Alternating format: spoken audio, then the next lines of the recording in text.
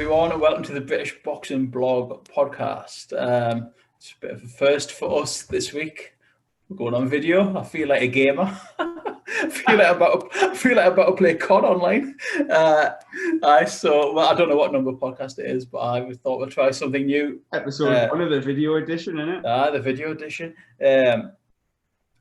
Obviously, if you're listening on SoundCloud or your Spotify, no different whatsoever. Well, that's it, I know. Then if you're on YouTube, by popular demand, you can see our faces. So see what we actually look like. Both matching hoodies. Honestly, we've both got these on. And it's not even intentional. Like, we're not that sad. We don't wear hoodies when we do a podcast. But it was just a total fluke that I just needed a hoodie to hire on. So I thought, I'll just whack that one on. And we're not really, honestly, we're not that sad. It's not a uniform. But I thought we'd try and move with the times and do a bit of video, So here we are. How are you? Are you okay? Not too bad. Been in the living room, so rock and roll, wild weekend. The joys, yeah. All right. How about you? You all right? I'm good. Just got Everton Fulham on in the background. Bit of a good game, but hi. So when you glance over, like Chris Conor on Soccer Saturday, that's what it is. Do you want to start from the top last night then? Do you want to go, Conor? Both watched the card, which is a good start. So on the way, got Conor Benn headlining. Well, wasn't intentionally the headline act, but he headlined against Formella, who I don't know if anyone knows, but he actually fought Sean Porter and lasted all 12 rounds. Yeah, didn't take you long, did it? How many times we can drop that in during the hour? I know, absolutely. I know. It was. You were swayed by that though, weren't you? Pre-fight, you thought, "Oh, you must be all right with Formella." I did. I thought. I still think at some point Conor Benn will probably come unstuck. I don't know. Like I mentioned on Twitter the other day, that Cedric Paynaud won the first fight. Still, sort of sticks in my head when I think of Conor Benn, and that's maybe a bit harsh because that was 3 years ago now, but.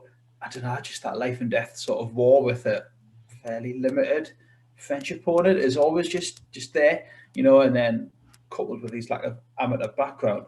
To be fair, he has improved and he's definitely got better, which he showed again last night. I still think there's flaws there, 100%, that if he goes higher and fights people who can dig a bit more than Formella can, which isn't saying much because he was a bit powder puff, I think, to be honest with you. And I think there's still a chance he probably will get found out. I think I tweeted through the week, I did a bit of a tweet through the week where people were like laughing at it because the way I worded it, I was like, I can see this going two ways. Like Conor Benn wins or Formella wins. And fancy the draw then? No, and what I was trying to say is that, like, basically I was trying to hint that, and I think it was proved right in hindsight, that it was bit of clever matchmaking on behalf of, I don't know, whoever made it, his manager, Matchroom, whatever, that, I don't know, like Sean Porter, do you know what I mean? You look down Formella's CV, he's been in with Sean Porter and a couple of the names on there. Like, he has boxed at a higher level. He's got beat at a higher level, but against Porter. But I don't know, it's just that good sort of caveat now to say, well, bloody hell, he was in with Sean Porter. Now Conor Benn's beat him. It's sort of that, I don't know, a clever matchmaking. It wasn't a Congo or a Josh Kelly or even Chris Jenkins or even Mackinson. Do you know what I mean? The one that everyone forgets at 140. But it was a one. Is he 147? Nah, he is. Nice. Sorry. Bloody hell, he's gone up. Right, okay. I thought everyone else was just named. 147. Yeah, that's true. Good stuff. I want to pick you up a bit on the first thing you said about come unstuck, Conor Benn. It's something I think we hear a lot about him in particular because he's obviously, like, all the things you highlighted, he's not got the best or the most in-depth amateur pedigree, and he's turned over, and we've seen a lot of his learning fights on Sky, like on TV in front of the national audience, which you wouldn't necessarily get with someone who didn't have his surname. Yeah. But what do you mean by that you'll come unstuck? Because every boxer at some point will probably lose. No, I get you. No, I get you. And it's good that you've challenged us on that because I do know what I'm going to say about it.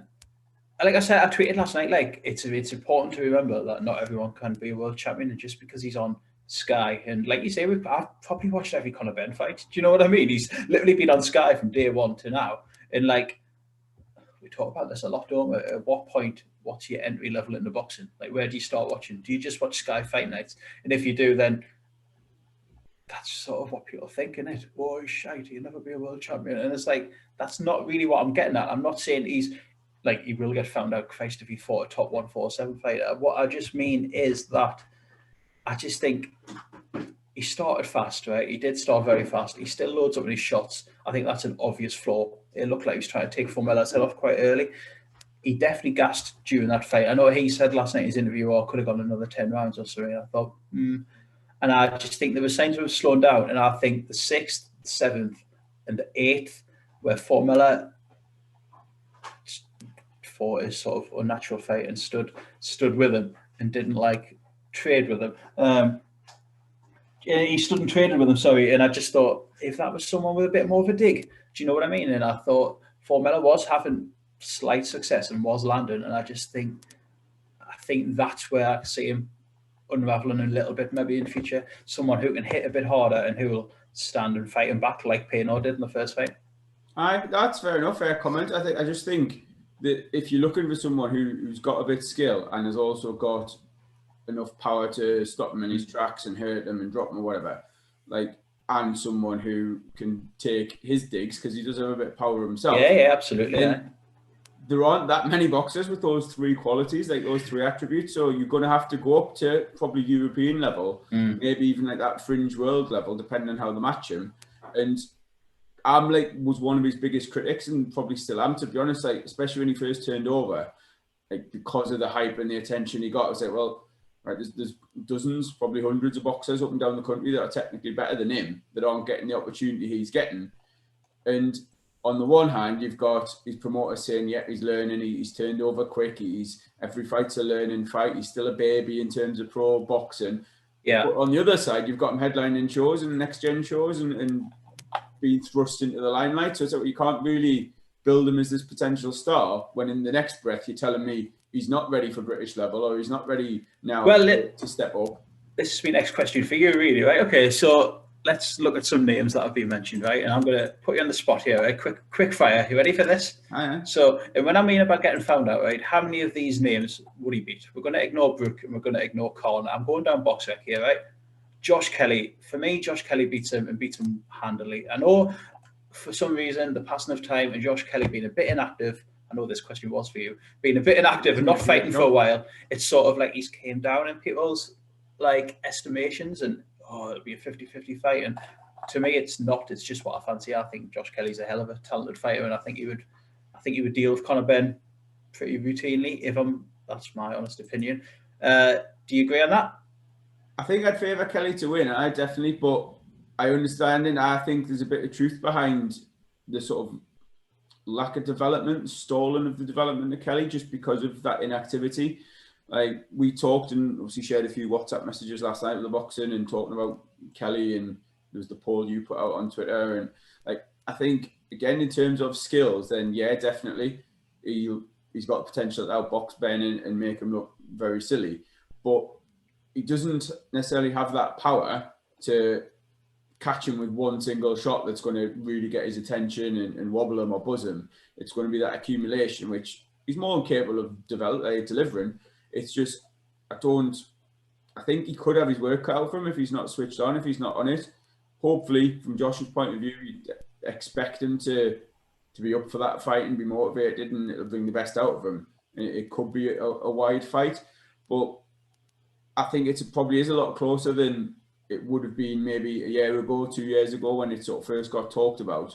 It's interesting that you do think that. I think Conor, as well as Josh, I don't want to say stalling because I don't obviously know where he's at. He might come back and look brilliant, but the perception of Josh Kelly as stalling, shall we say, combined with Conor Benn being active, and again this year's throwing spanner in the works for everyone for that, but his development and how much he has improved. Like last night, he was loading up on some shots, but he also impressed me because he was using his jab well, he was using his head movement well. And for Conor Benn, I don't think those things are ever going to be a defensive technique or strategy. He's not the type of boxer who's going to be on the back foot, flicking out the jab, keeping like opponents on the end of it, moving his head to avoid shots on the outside. he was using those things offensively. He was trying to slip shots and firing in the jab as he was going in, and he did seem like a bit patient. There was a couple of times in there, like you've said, he was swinging for the fences every so often, but not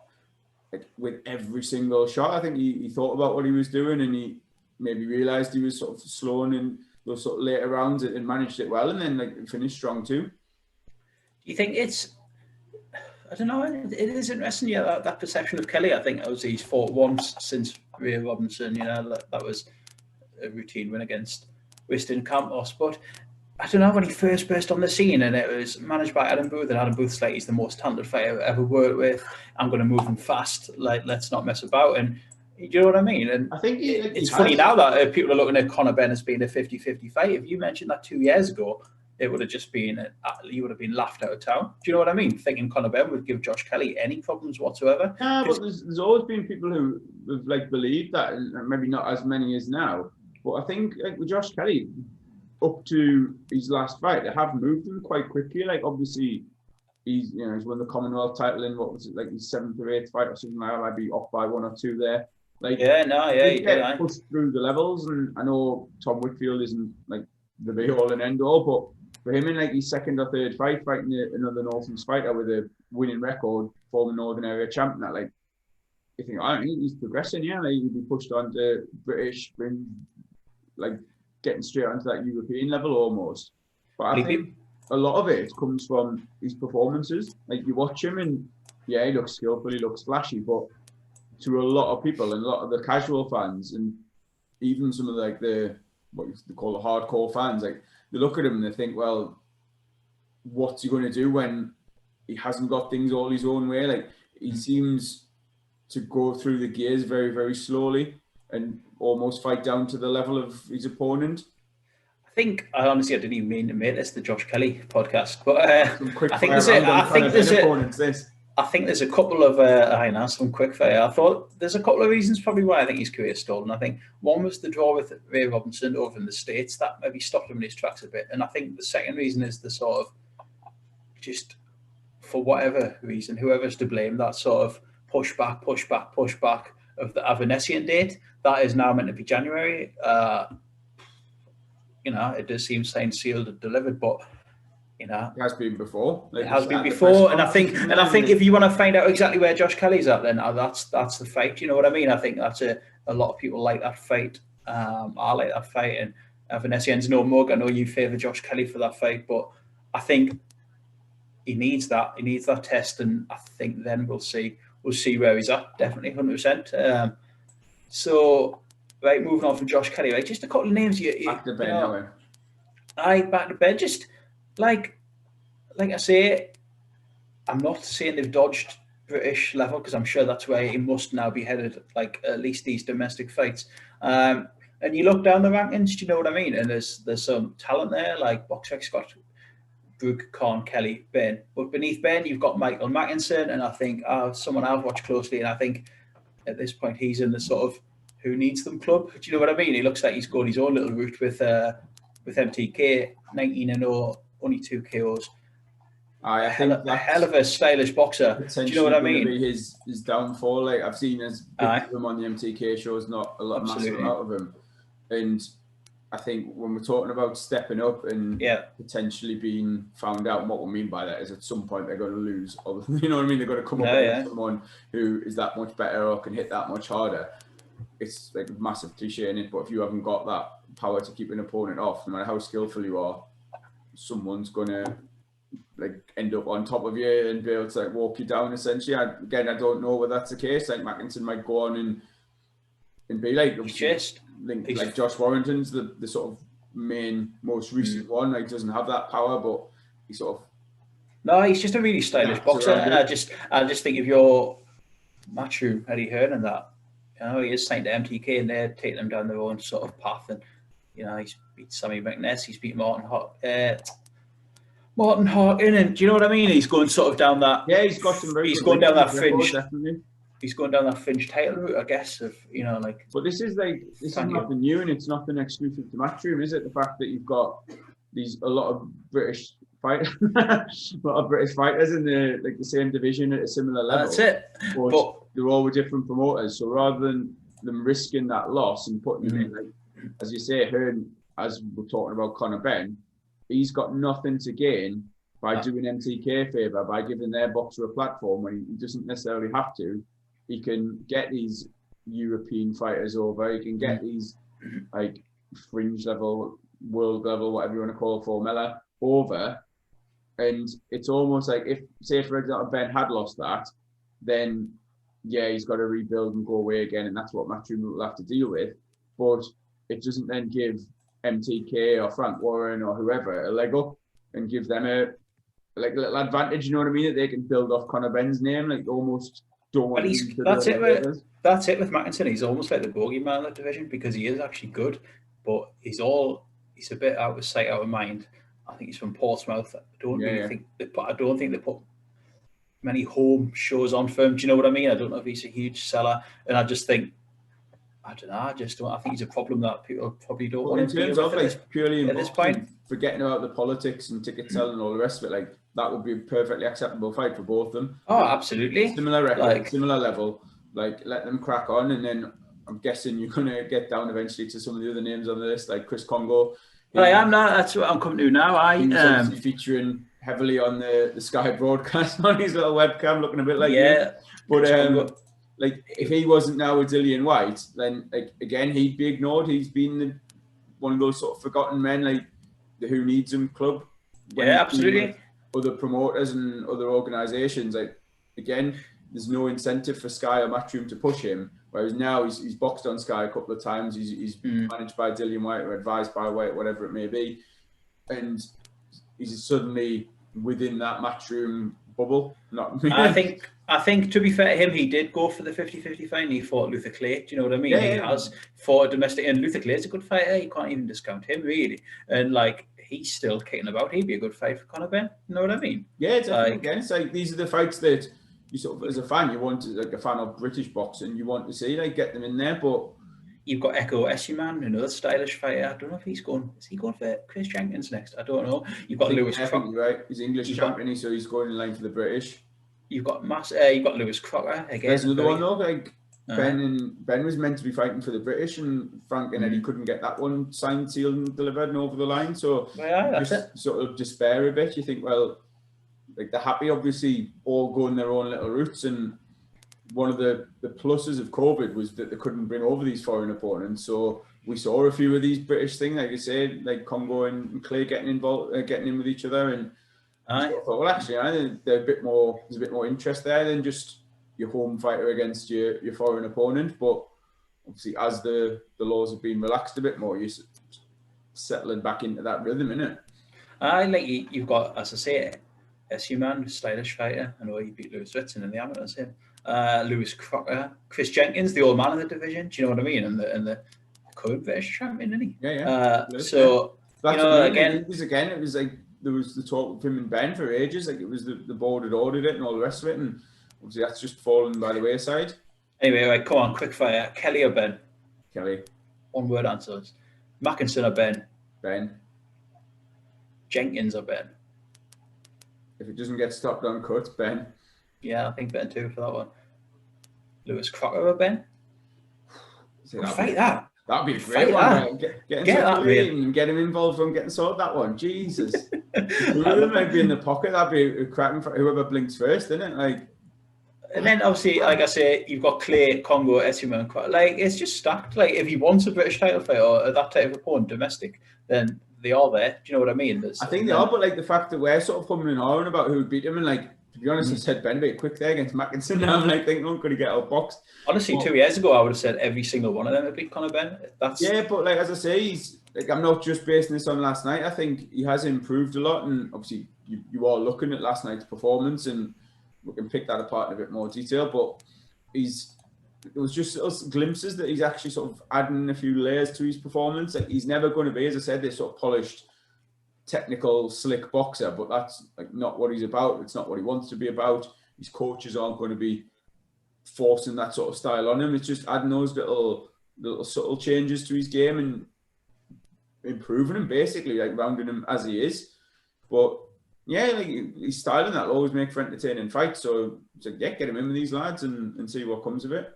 It's going to be exciting going forward. And honestly, I don't even mean to disrespect him. I'm just pointing out a few flaws, as I maybe. say, He's I've done well. criticised him in the past, and it's that thing of, and what we said before, like having it both ways. Like, if you look at him as a raw novice pro, then he's doing very well. Like, as you mentioned, the Payno fight, it was absolute war, and right, if he's getting dragged into a war at that level, like how much further can he go? And again, like the question marks are always going to be there. You look at so many of them on the card last night. It seemed to be a bit of a theme. Like, we'll move on now, I suppose, look down it. But like, you look at, for example, like Babic, absolutely like destroyed Tom Little last night. Absolutely, like, again, on the face of it, stopped with him in a few rounds. Like, he was dominant. He was pushing forward, pushing the pace, landing big shots. And yeah, what more do you want from a performance? But it doesn't necessarily answer any of the questions about will he be able to take it as he steps up. Like what you said about Benn, like if he comes in against someone who can take his power, who can negate what he's doing and throw back, then he's going to get found out. And the question of that is, like, what level is that going to be? Is that going to be all the way up at world level, or is it going to be considerably lower? Do you want to stay on Babic now and then come back to Fabio Wardley? Yeah, might as well, like, go through the card. Might as well. I know Wardley was ahead of, like, was the in the order, chief support, but I will stay on Babic, a fighter that we both talked about last night, and a fighter that that fight went exactly like we both said it would. I think the fact, I don't know, like I touched on this through the week again over on our Twitter there, that whenever Tom Little fights, there's always a bit of hype around him, and like you had it again this week, like, oh, Tom Little shouldn't be 9-1. He's a fully fledged heavyweight. He's in the shit of his life. Like, he's only lost against good opponents and stuff like that. I don't know. I think I've seen enough of Tom Little to know that, you know, Babic wasn't going to come unstuck last night. Again, like you said, similar to Conor Benn, that there's definitely flaws there, and he's mad. He's a bit wild. I totally get all of that, but I like him, and he's fun. Like I said last night, that if you want a boxing exhibition and you want Tyson Fury footwork and movement and the sweet science and hit and not get hit, then he's not your man. But if you just want a good fun 3 rounds and hell for leather but he ring away, do you know what I mean? Then he's for you, and he's at this stage he's good fun. And I just thought that fight went exactly like I thought. I thought first 3 rounds. He would dismantle Tom Little just on volume and power alone, really. Little did fight back. He hung in there. He did throw a few shots in that. But there's only going to be one winner last night. And I know people were hunting for value with the bookies and that. But to me, I couldn't get on board with the Tom Hill sort of, I don't want to say hype train, but just Tom Little. That Tom Little. Tell Tom you're bored of him there, mate. That Tom Little, like... I just didn't think he had a chance last night, and it proved that. It went exactly like I thought. I think Macklin mentioned in commentary at the start, like, he's lost his last 4 or 5, and you think it's 5 in a row. 5 in a row, and like, how is that? 6 now. Is that hunger still there? Like Adam Smith said, he's won one for everyone he's lost type thing. He'll tell you it is, and he'll tell you it is, Andrew. That's the thing. That's where the thing comes from with Tom Little. That because he sort of.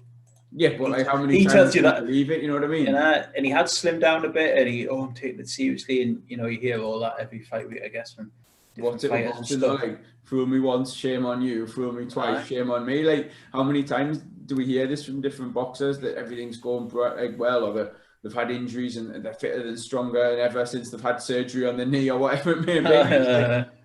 At what point is that? You've got to look beyond that a little bit. And like Babic, for example, he's I loathe to say he's a bit of a gimmick, in the sense of he's this character, he's got this apparently this savage alter ego, and depending on when you catch him or who you're speaking to, what part of him you're speaking to, he gives this totally split personality. But there was quotes and sort of little vignette of him before the fight, and he's saying like, yeah, they're saying Tom Little, if he's motivated, he's going to cause me problems. And he was like, well, they said the same about like Niall Kennedy and was it Sean L. Winters or whatever his name was. Like, all these guys are meant to cause him problems, and he's just walking through them, smashing his way through them. So at what point, like, again, you question, someone will beat him. I've got no doubt of that. But do you just then sit back and sort of enjoy the ride of what you've just I think so. Earlier? 100%. I think it's the same with Conor Benn. You just enjoy the ride. And like I said, not everyone can be a world champion, and I don't think Babbage will, not at heavyweight. Sorry, I didn't want to correct myself. I said Tom Little had lost 5 in a row. He has lost 5 in a row, but that was including last night. His 4 defeats before that was Hergovich, Dubois, Price, and Majidov, and I think that's right. Like again, like there's no shame necessarily in losing to those fighters. Like just what you've said there, like you're not going to go on and be world champion or even European champion. Like if the hunger is genuinely still there, there'll be good fights for him. But at the moment, he's putting in there against, like you mentioned, Dubois, like these fighters who expect him to beat him, be fully confident of beating him and knocking him out and stopping him, but he's sort of a decent enough name on the record. But then the longer this goes on, at what point does he become into just an opponent, just like that almost journeyman type?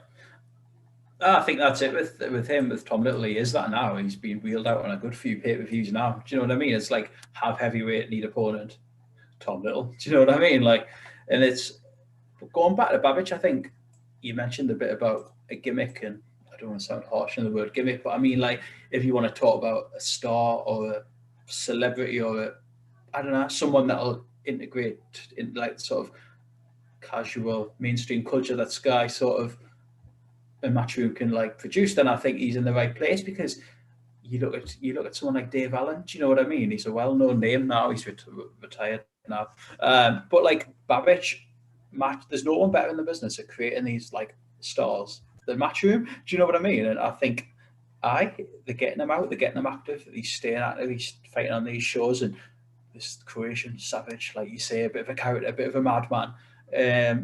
And I think people will get on board with him, and I think they are already. If you want to take it as well, like, again, not what you were saying then, not criticizing him, because he's massively taking advantage. Like how many boxers profiles have been raised as much as him, especially in 2020. That's what I mean, profile raising. Like, how active has he been? He's been on a couple of the shows. He's on social media. He's getting interviewed, and he's doing all these things that you sort of, if you were advising a boxer, you'd be preaching to. And not everyone has that personality and has that ability to push themselves and to promote themselves in the media side of things. Yeah.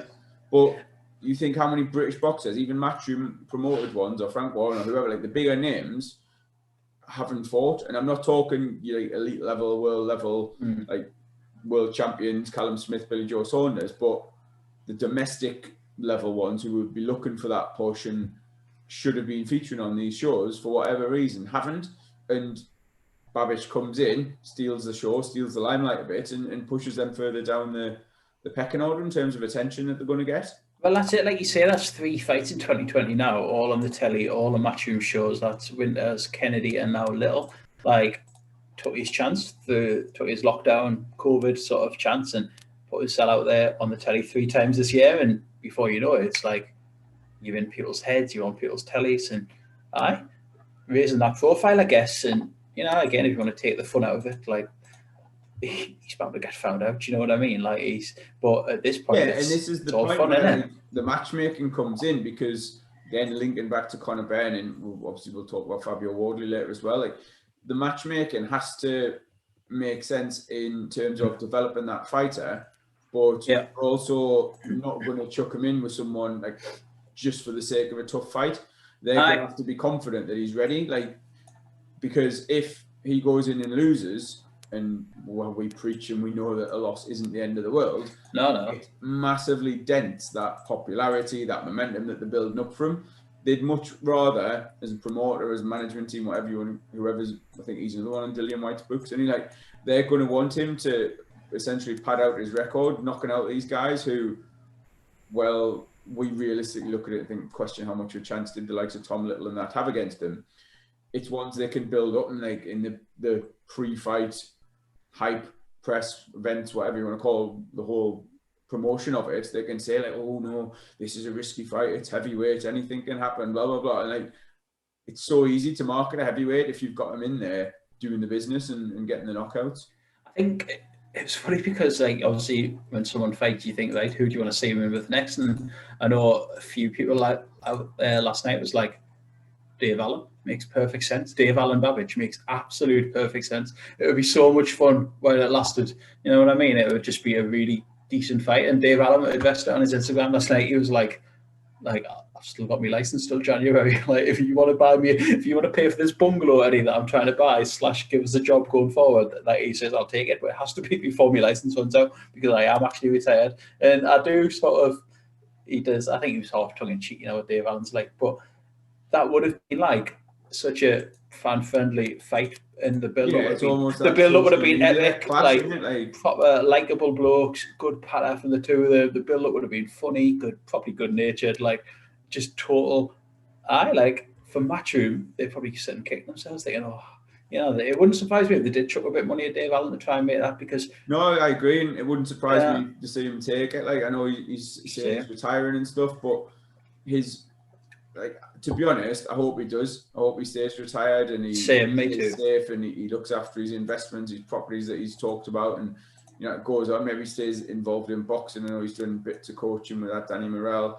Did you see the Usyk sparring footage? Yeah, that he released. Let's see. It's funny because when he first when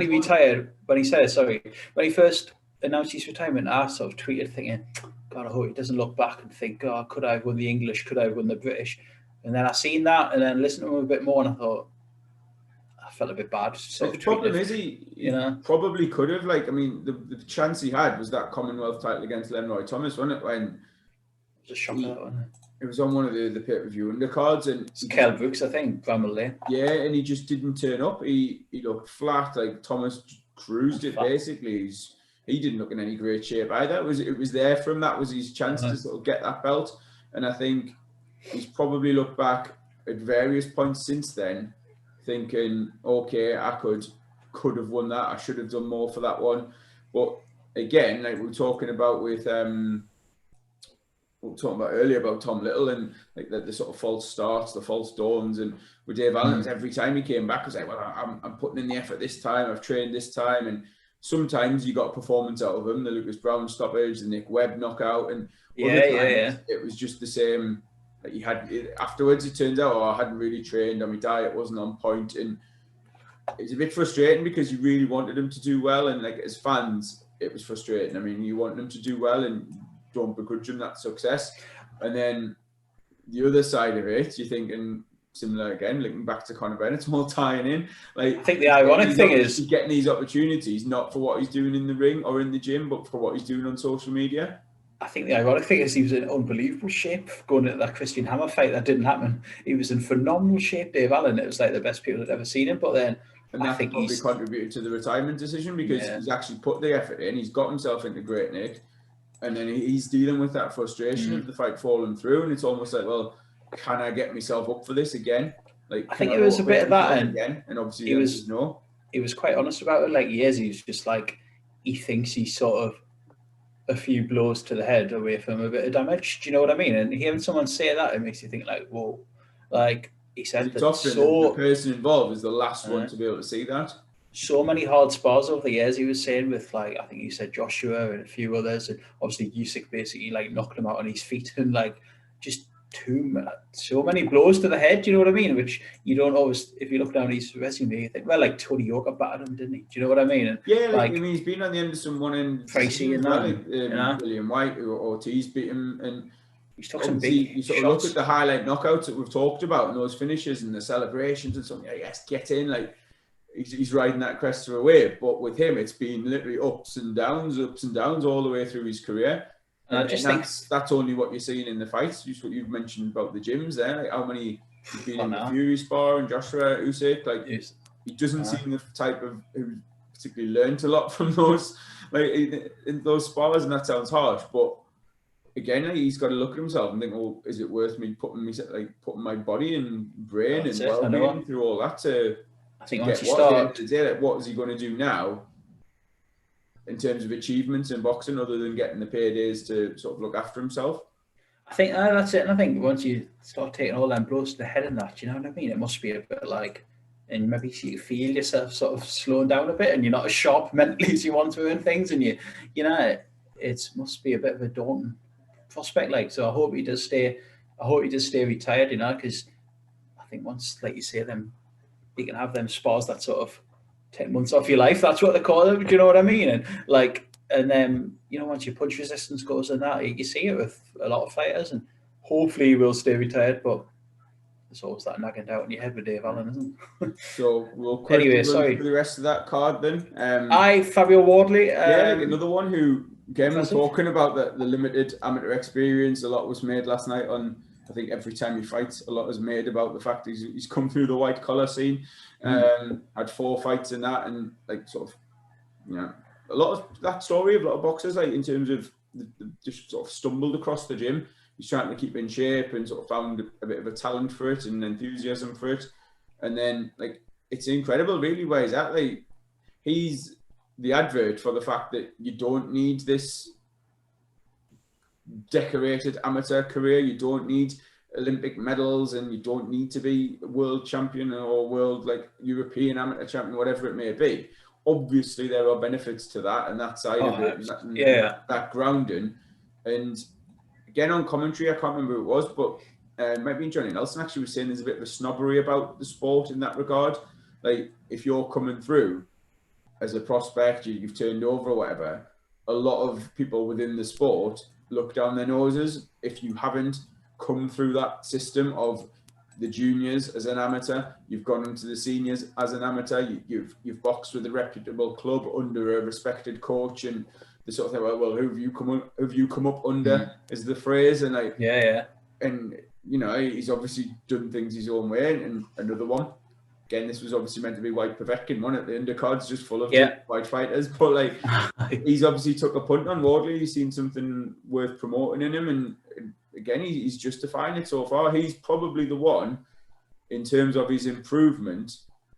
If you're thinking from that white collar background, it's so steep. Like to get to where he is, to win an English title, is a massive achievement. We've seen lads who've come from that sort of side of things. I'm thinking, who's the lad? Billy Snaith. He was white collar. He won a Northern area. No, he won a Northern area title. No, I'm thinking, Billy Snaith. Oh, that's the name you're thinking of. Billy Snaith. He was coming back the last time I've seen him. But like he didn't have a massive amateur pedigree. He won a Northern area title, and you think brilliant. Like that is a massive achievement. Ellis Corrie as well. Obviously, he's come from the kickboxing side of things to win the Northern area, and like again, what hinted back to you talking about people on Sky who's not going to win a world title, blah blah blah. Like you don't realise just how big an achievement that is, and then for obviously Wardley to win the English in his last fight against a massively decorated amateur, Simon Vallily, is a great achievement. And then he's stepped up again, that sort of common opponent used to sell the fights and to promote the fights, and Richard Larty, what an entrance he made last night.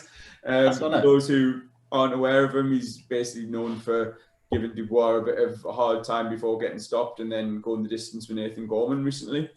And I don't think anyone expected Wardley to dispatch him in 2 rounds. Well, I took a punt on the points, and I'll tell you why that was. I was just thinking back to the Vallily fight where Wardley threw quite a lot of shots and stopped Vallily, but Vallily didn't actually hit the deck. And I was just thinking, Larty's a fully fledged, fully big heavyweight, and obviously Vallily's sort of that crossover between can he be asked to make cruiserweight and not? And I just thought, and Wardley's not even the biggest of heavyweights, and I think that's maybe where his problems will probably come from in future if he goes against the proper big lads of the division. But I don't know, I just took a slight fancy for the points. I wasn't, obviously Gorman, again, probably not the biggest of hitters, but couldn't get Larty out of there. I looked at it. That was my thoughts anyway on that. No, I looked at it and went for the stoppage. I thought Wardley would get to him, but I thought it would be later on, more of like a volume. Volume thing. 100%. Was wearing him down, because I think even against Gorman, Larty was very basic and probably there to be taken out, but Gorman was sort of overweight, a bit ponderous. He had a long layoff, coming back, sort of feeling his way back into it, but even in that one, there were times where I think, right, if he had a bit more in the gas tank, if he could step it up a bit, he could have got him out there at some point. So I thought Wardley would do it, but not in the fashion he did, not in the second. No, I absolutely, totally agree with you there. I thought he would win. I've had me fill with Larty now. I've looked at him favourably twice. I thought he could have you know, he came off the back of that Dubois fight, and people thought, well, you know, he actually did catch Dubois. And so I thought, you know, jumped on him a bit for Gorman. I thought, right, he's got a chance here. He was useless against Gorman, and he was poor again last night. And I just, you know, whatever ambition I think he's had, he'll just be like he could be down the Tom Little camp now of opponent close to higher heavyweight to higher for anyone. Do you know what I mean? Yeah, and it's not like a rare thing, is it really? And like every other division, you have fighters who they come over, they make an impression, and then they sort of go around the houses in terms of the UK promoters, wheeling them out with these common opponents. And it's like, well, if, you know, Wardley got rid of him quicker than Dubois, like Adam Smith could not get that out quick enough at the end of the fight. Yeah, he couldn't just to add that hype and like add a bit of a push behind him. But I think at heavyweight it's a very dangerous game, because the lower weights you can maybe take a bit more, and you might be in there with someone who can't hit you. But like Wardley showed, it literally only takes one shot, and obviously it was a combination ultimately. But like there was just the one finishing right hand that put him down, and we'll probably discuss that now. Yeah, I might as well mention. I might as well. People shared.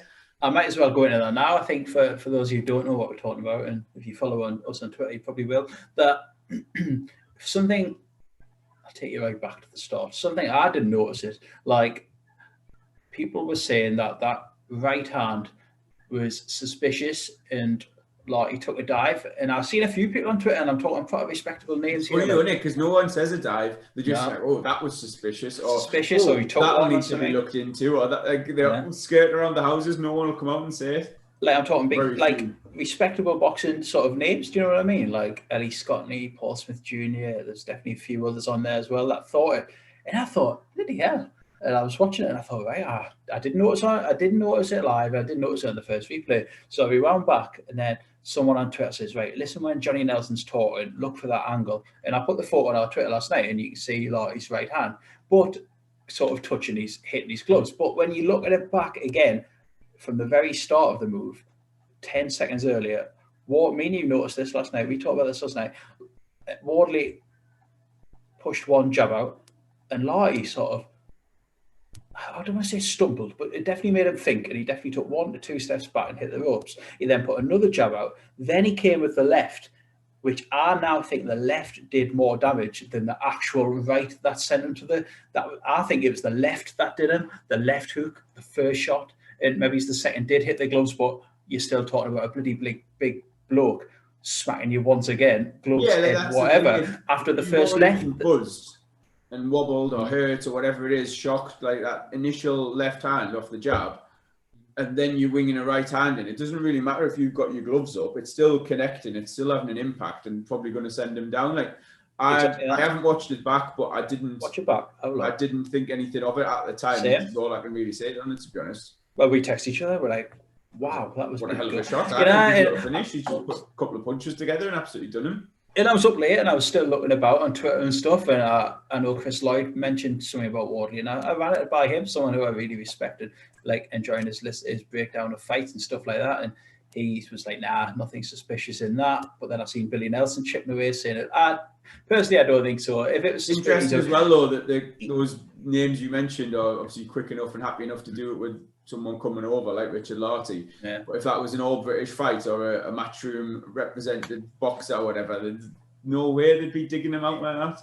If it was suspicious, he's a bloody good actor. He should be on EastEnders. Like oxygen, everything. I thought, someone said maybe he wanted to sell out doing his dance to the ring. I was going to say, it's like harder than pushing it. He spent either longer coming to the ring, in the ring, and oxygen's like a round-off question of sport. Put them in order from the longest to the shortest. Hope he doesn't come up with a Deontay Wilder book of excuses now. Like I hope he just them now. It takes a while to come up with that many. Jesus. But well done to Fabio Wardley. Just as you say, you can only beat who's in front of you, and that's 2 very good wins in a row now. That's 10 very good wins in a row for him now. Yeah, that's it. Like, with 9 stoppages, you know. There'll have been doubters and critics thinking, okay, well, he'll get found out at English level. He's in a good amateur, as I was saying before. Like he'll get found out at this level, British level, or whatever. And it's just again, sort of see where it happens. Like don't just let it run its course. Like, they're developing him well. He's considering he's had 10 fights. They're progressing him very well. Any potential opponents stand out for you? Babbage? No, I don't think that'll happen. I think no, but that's the thing, though. That's the sort of, from a very simplistic point of view, that's the sort of fight that would be brilliant. Like, you've got two fighters with a similar record on a similar trajectory, but just as we talked about earlier, there's no value, and I'm not defending them for not doing it. I'm just totally agree with you. Explain the realistic situation is there's no value for them putting them in. It might attract a few more 100 viewers or whatever, and like, yes, it would be a great fight, but for what they'd want paid for that, for the risk involved, because it means then suddenly at the end of it, Matchroom then don't have a fighter, that they've almost lost a fight, they've killed the momentum of one of their fighters, which again, it's not a good part of the sport, it's an inevitable part, sadly, but like, yeah, I'd love to see that. I mean, that would be a good one. Like, talking about Nathan Gorman got mentioned, like that. Yeah, I was just about to say that. Me too, but let's be honest, they're both with different networks. Like, we'll very quickly recap the rest of this card. 2 more fights to go through. I was just going to say, obviously, Nathan Gorman's with BT as well. So that's what I was going to say. Being realistic, you know. Looking over to BT, like the loser of Dubois-Joyce, if they're still hanging, like, you know what I mean, whichever way that goes, like Fabio Wardley eyeing that up potentially. Like, it's possibly realistically that those fights aren't going to happen for the reasons we've just discussed. But I'll tell you a good just one. Looking from a Fabio Wardley point of view, those are the decent names you'd be looking at. Like, is Dubois still the British? Is that on the line next week? But I think that'll free up again after Dubois-Joyce next week. So depending on purse bids and what have you for that, Wardley's probably got more of an eye on that than any particular individual opponent. I think I'll tell you a good one, shall I? Dave Allen. You're just going to wheel his name out for every fight. Tell me you wouldn't watch Fabio Wardley, Dave Allen, man. Way I. It's another funny one, isn't it? But I going down the card. I think we're down sort of near the bottom of the card now. Very good win on points over 6 rounds for Jez Smith last night against 3-0. Well, going into a 3-0 prospect, Benn Ridings. Looked good, Smith, didn't he? He did. I think a few people that know Andrew down in the sort of southern scene, southern equivalents of us, really were like, earlier in the week, I know Martin New Age Boxing tweeted saying like that's too big. Smith was at 1.2 to 1 with the bookies, and he's like, you know, that's a decent price. That I took him, but not at that price. I just the more experienced man, you know what I mean? A more experienced fighter against a 3-0 prospect who I think Johnny Nelson made some very good points last night. Like, why? Like, he's been sparring Callum Smith, apparently Benn Ridings, and I think they must have took some joy and confidence from that, because, and maybe he's got a little carried away with themselves, because I don't know, he wasn't ready for that. Again, hindsight, looking at it, but even beforehand, like Jez Smith is no mug. He grew in confidence as the fight went on. He was looking very slick. His movement was good. He was basically just peppering him with shots. Like, he's just very fluid compared to Ridings. I think maybe the occasion potentially got to Ridings a little bit. And I know that sounds silly because it's not a massive show. There's no audience there, but fighting on like live on Sky, I hadn't really took any interest in it. Just sort of looked at the odds and thought, oh well, Ridings is the favourite. He's unbeaten. He's a pro. They must fancy this. They must be like thinking he's ready to step up.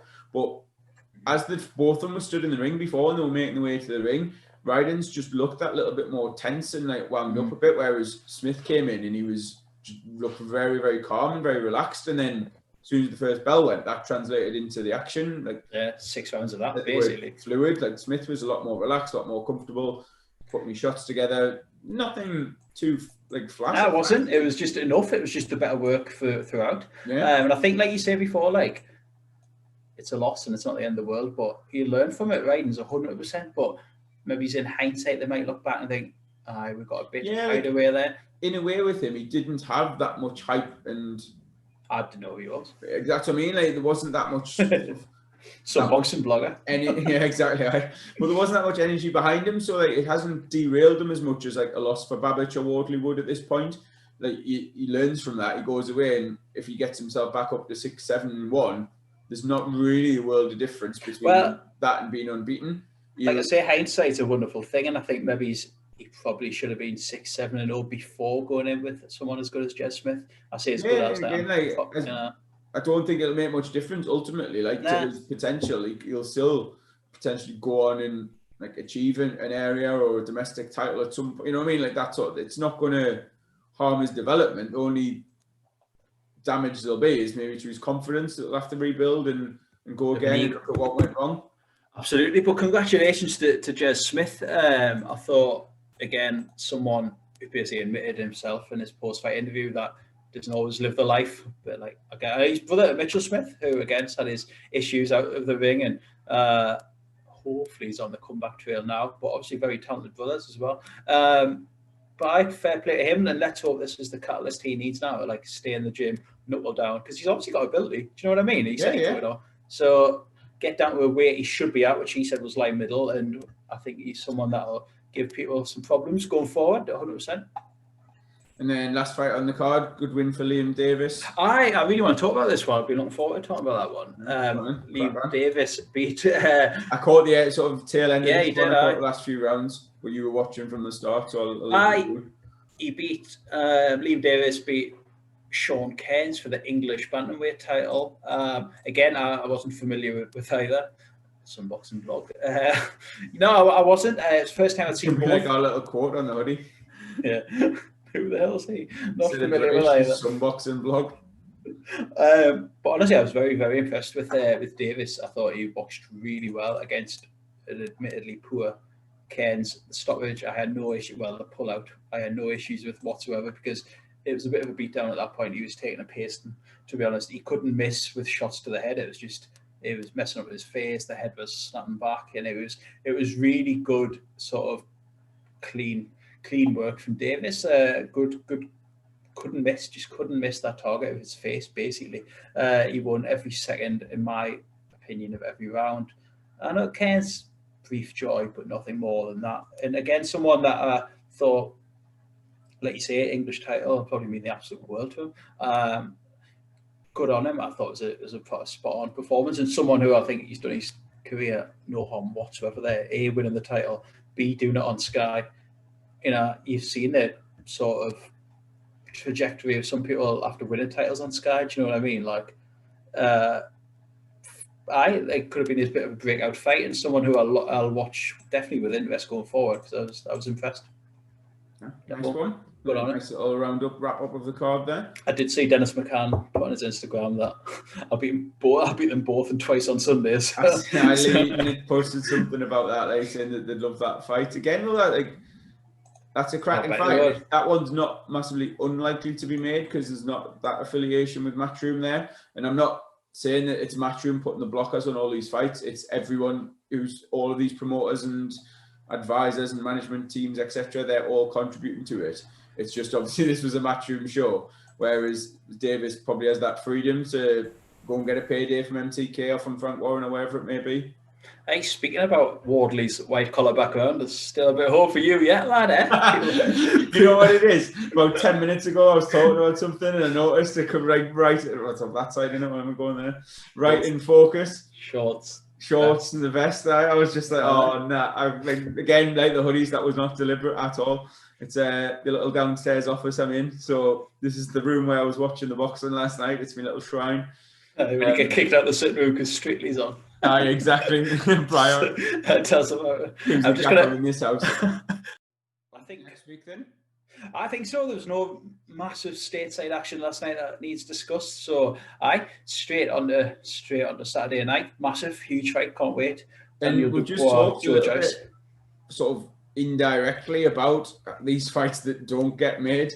You know what I mean? When you've got two fighters who are at a similar stage in their careers, they've had similar amounts of fights, they're on that similar trajectory, they're heading towards world level, and they don't always get made at British level. There's always seems to be something to get in the way. So at this point, you've just got to thank the boxing gods that it got made. And some people might see that as a bit of an exaggeration and sort of overreaction, but it's potentially going to be an absolute fight of the year. I can't wait. Really torn on how I see it going. I haven't done my round for pound predictions yet for round 11. I'm trying to sort of leave it as long as possible, see what they look like in the weigh-ins and the build-up and stuff, see if they give anything away. But obviously, we haven't even mentioned what it is. Those that aren't aware, Dubois-Joyce is Daniel Dubois. Heavyweight contest, two unbeaten fighters, two who've looked pretty flawless, to be honest, so far in terms of their records and the stoppage wins. Bring it on, basically. Bring it on. Huge. I think, like you say, you've just made some good points there. I think a British title on the line, European on the line, Commonwealth on the line. So I think there's a lot at stake on Saturday for both fighters, and not just that, I guess, as well as the titles. It's that trajectory after and continuing that trajectory so far. Do you know what I mean? Like, I think it's probably bigger for Joyce, probably because of age-wise. Dubois a baby, really. He's got time on his side. Joyce, probably a must-win, really, if he wants to reach that world level. It would take quite a lot of rebuilding, probably, for him. He's like, what is he now, Joe Joyce? Just going to check his age. 35. Yeah, so like, again, I mean, you look at their records, and Joyce has had fewer fights as a pro, but that vastly more extensive amateur career, and like, he's come into the sport late, there's no doubt in that. And I think at heavyweight, that's slightly negated. You can probably get away with it a bit more, but he's having to be moved very, very quickly, and that's one of the reasons this fight has been made. Dubois, early 20s, as you've basically just confirmed there, he's got a lot more time on his side. Should he lose, then he can come back and he can maybe get the win and like elsewhere and build himself back up. Whereas Joyce, they've got no time to lose. They've got no time to waste, nothing to lose in making it. And again, all these factors have probably contributed to it getting done. And wasn't it happening?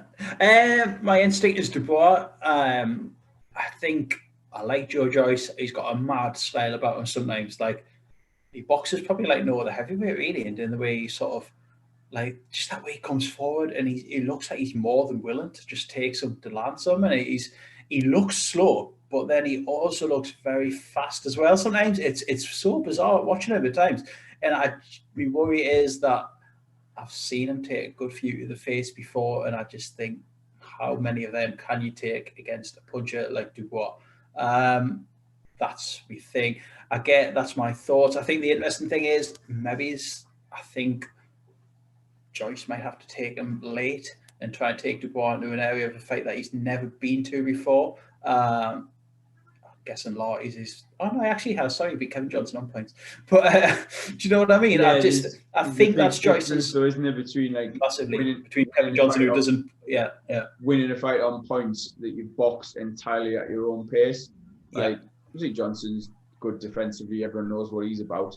Like, you just think with Dubois, I think again there are question marks about him. He's looked sensational so far, and I think if he doesn't get Joyce out of there by halfway, or isn't firmly in control by halfway, and like he's hurt and maybe caused some damage, it could get very interesting, and it could be a case of like Joyce is going to fight coming forward. He fights in that one way. He's going to take shots, and like, again, questions of whether he'll be able to do that from Dubois. But if he does, then it's going to be a hell of a fight, because Dubois is going to have to find the answers, and it's like, will he be able to maintain that? Like, he's going to be under pressure from the start. How's he going to react to not having things all his own way? I think for me, it's got a feel of sort of, you think back and you think Groves to Gale, sort of Bellew cleverly won them British title sort of matches that, thank God, they've been made, and I just think that's I think it's great. It's a British title fight that's arguably at a higher level. I know the Europeans on the line as well, but it is definitely that European. Like, you wouldn't really be surprised if one of them wins this and goes in for a world title straight after. It's funny because it's probably, the build-up's not going to be electric. They're not the most talkative. They're not the most charismatic. They are in their own. They're massively likable in their own way. Like Joe Joyce, I find it funny. Dubois, a bit more shy, a bit more reserved. But I don't think it needs it. If you can't appreciate that without the trash talking and the fake beef and all that, then I just think it's a mid-fight. And this is part of the problem with boxing. Because of that, it's probably not going to get the attention and the wide sort of viewership that it deserves. I mean, worth mentioning, it's not even on pay-per-view. It's on regular BT Sport. The boxing bods at BT Sport decided to make you pay for Mike Tyson, Roy Jones Jr. instead. So yeah, but like I've got no issue with that. Like if you're that sort of fan who wants to go and spend your money on that, do it, and then let this one come in like for free in the sense of obviously paying for BT Sport already. But I'd much rather that, and then the fact is that this fight is going to get massively more views than it would done if it was behind that pay-per-view paywall. Totally agree. I can't wait. I'm buzzing for it. Really looking forward to it. As you say, I haven't done me round for pound yet, but we got instinct was what I said before. I do fancy Dubois for the win. I think the value's probably gone now. Betting wise, I've seen a few guys on Twitter saying when it first opened, it was a lot more 50-50. I think Dubois is currently 5-1 on with the bookies for the outright win. Stoppage probably 2-5 or something. I don't know. I know. So if you're looking for Joyce and you're looking for a bit of underdog value, then Joe Joyce is your man for it, I think. Yeah, I think he's again. I think it is 50-50. Like I can easily make a case for both of them. 100%. Right now, I'm leaning towards Joyce. Like when you said Dubois, I thought, yeah, I could see that, but I don't know. It's just the opposite of me. It's a good way to go, no? I was listening to a few podcasts and stuff, and like again, you just sort of normally, if I'm undecided, I look at like their boxing background and that amateur pedigree and like the skills and stuff, and I think his style is going to be very problematic. Like if again, it's all ifs and buts because Dubois could come out and chin him or catch him with something very clean early on, but it's that thing that there's something doubting in my head whether he will, and if he doesn't, it could be a really long night for him.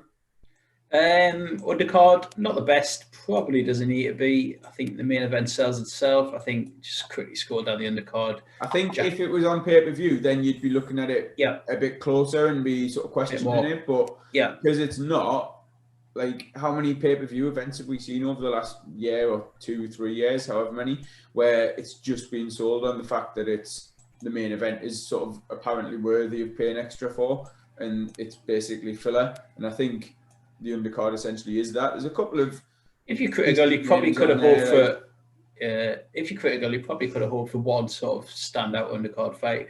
I'll just quickly scroll down it and run it by you here. You've got Jack Catterall and a 10-rounder. I guess keep him busy for whenever he fights for the world title. I feel like he's been a mandatory for about 6 years. That's it. Like in it, he seems to be permanently stuck in that sort of tick over mode where he's just either wins and title eliminators and stuff, and that's exactly what this is, isn't it? Just keep the cobwebs off. Yeah.